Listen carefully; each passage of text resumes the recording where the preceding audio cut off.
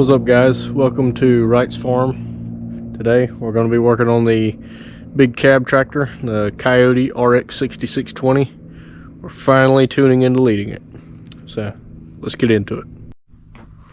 Alright, so the main reason for doing this is this thing has a DPF, a diesel particulate filter, and it has become stopped up. And I took it out, tried to blow it out, put it back on, and it was still giving us the same issue. So what I did was I took out the computer, which is on this side over here. Right here, it's got 4 10mm bolts and 2 tabs up here on the top. You're going to take these, it's got a little clip in there, and they kind of rotate. Both of them do. They rotate towards each other. You're going to pull these plugs off, and then the computer comes right out.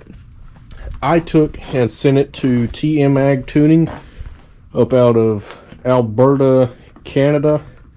Had them tune it. Just got it back today, so now we're going to get started on this. Alright, so we've got these clamps right here. That's an 11mm. You're going to need an 11mm deep well socket or a wrench, whichever works best for you. We're going to take off this assembly. There's 3 parts here. You got this end piece for the tailpipe, you got the particulate filter, and then the other end that bolts to the turbo manifold. So we're going to take off those 2 sections together. We're going to take this clamp off. These 4 bolts right here, they're 14mm. Then you got 4 right here that are 12mm.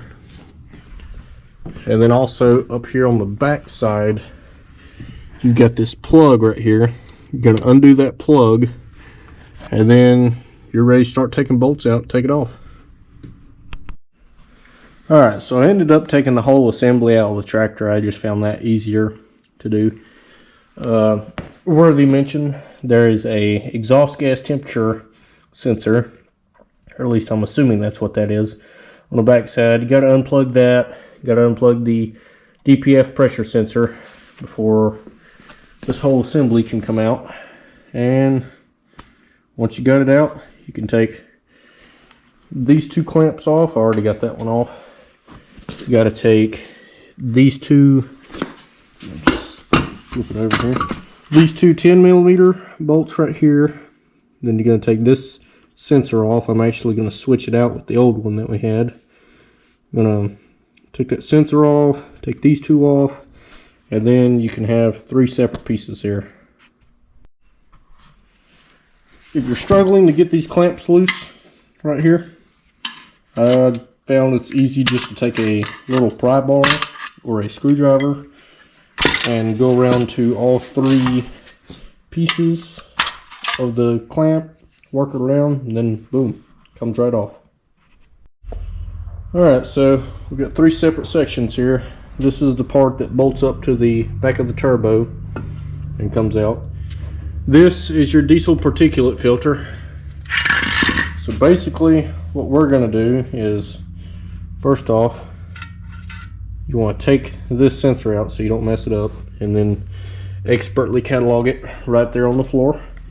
And then we're going to take a air hammer or something along those lines, and we're going to knock all this stuff out of here, because we don't need that anymore.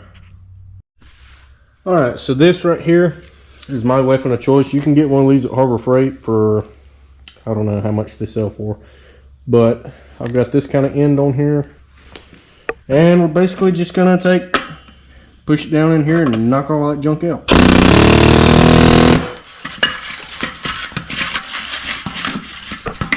Yeah, it's kind of hard to do with one hand.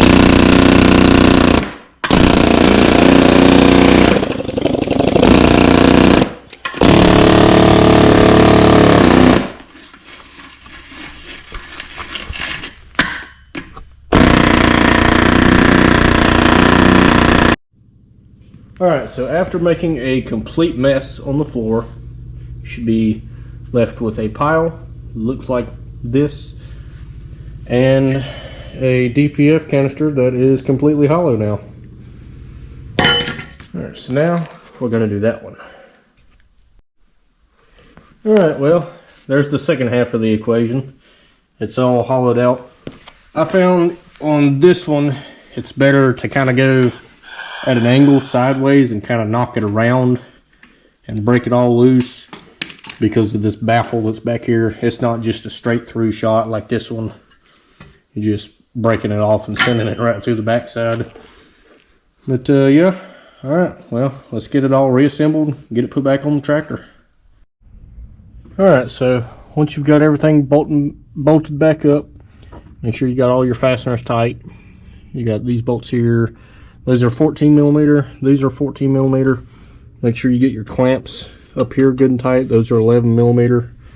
And these 12 millimeters on the back of the turbo back here.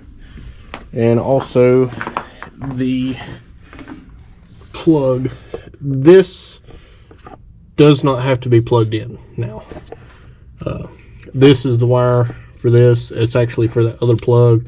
I'm going to take it off another day. Make sure you get that temperature sensor back there. Make sure you get it plugged back in.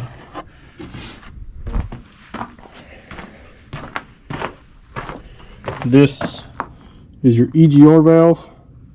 Make sure you unplug it. We're going to unplug it, leave it unplugged. Don't worry about it ever again. Make sure your ECU bolts good and tight. And this boot that I forgot to put back under. Yeah, this is going to require 2 hands. I'll be back in a minute. Alright, so once you've got your ECU plug boot back on, that's pretty much it. You're all buttoned up. Let's crank it up, see how she sounds. And keep in mind, it's about probably 35 degrees right now. Let's see how she sounds.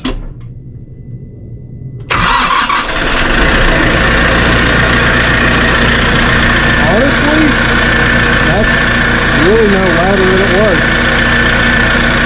Yeah. All that. We got no check engine light.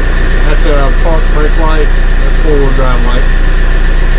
No check engine light, no nothing. So it's good to go. Had to come in here to shop where y'all could actually see me. It's getting dark out there and cold. Lord, it is cold outside.